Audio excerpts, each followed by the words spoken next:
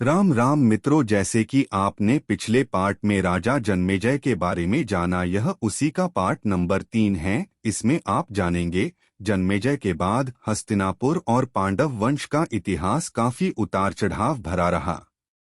जन्मेजय के बाद उनके वंशजों ने कई पीढ़ियों तक राज किया, लेकिन एक प्राकृतिक आपदा ने सब कुछ बदल दिया।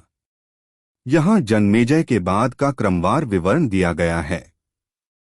नंबर 1, जन्मेजय के तत्काल उत्तराधिकारी। जन्मेजय के बाद उनके पुत्र शतानीक राजा बने। राजा शतानीक एक बहुत ही विद्वान और न्यायप्रिय राजा थे। उनके बाद की मुख्य वंशावली इस प्रकार रही। राजा शतानीक के पुत्र अश्वमेध दत्त हुए। इन्होंने अपने पूर्वजों की तरह अश्वमेध यज्ञ किए। राजा अश्वमेध दत्त के पुत्र अधिसीम कृष्ण हुए।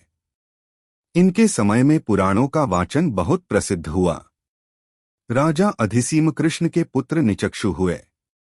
नंबर 2, हस्तिनापुर का विनाश।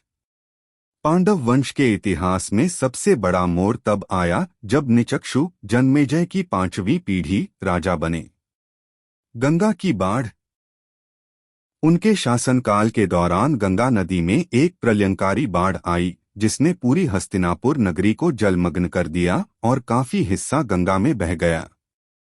राजधानी परिवर्तन। हस्तिनापुर के नष्ट होने के कारण राजा निचक्षु को विवश होकर अपनी राजधानी बदलनी पड़ी। वे अपने परिवार और बचे हुए साम्राज्य के साथ कौशाम्बी मतलब प्रयागराज चले गए। नंबर 3, कौशाम्बी काल, पांडव वंश का अंत।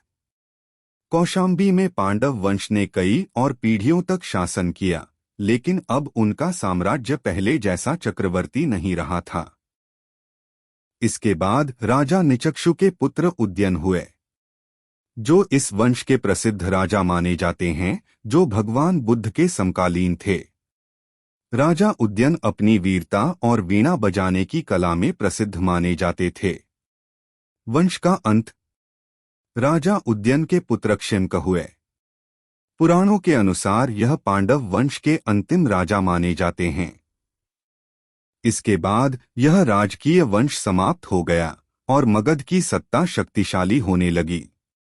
प्रिय मित्रों, आपको यह जानकारी कैसी लगी? कमेंट में जरूर बताएं। ऐसी ही ज्ञानवर्धक जानकारी पाने के लिए हमारे चैनल को सब्सक्राइब कर हमारे परिवार का हिस्सा बनें और बेल आइकन जरूर दबाएं, ताकि आने वाली वीडियो की जानकारी आपको सबसे पहले मिले। धन्यवाद मित्रों, आपका दिन शुभ।